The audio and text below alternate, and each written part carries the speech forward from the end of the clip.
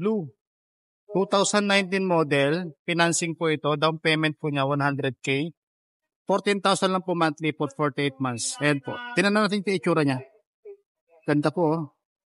Ang kinis. Wala siyang mga bangga. Likod. Ito pala ay Vios E-Variant. 2019 model. Ayan po.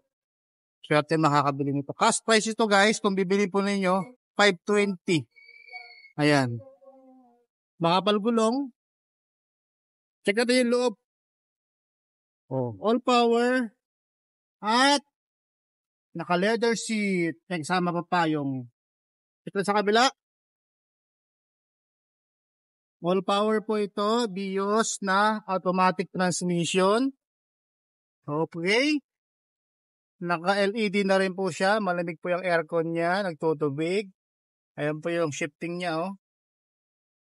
Ang kanya pa mga fairings buo. Naka-leather seat. Inuulit ko. Capacity po nito 5 tao. Ayan. Suabe. Oh.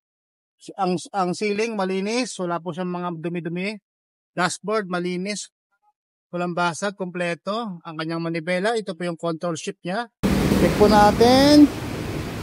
Walang papagawa kasi 2019 model po ito, kompletong. Ayan po, malinis po ang loob. Bago ang botira, Dyna.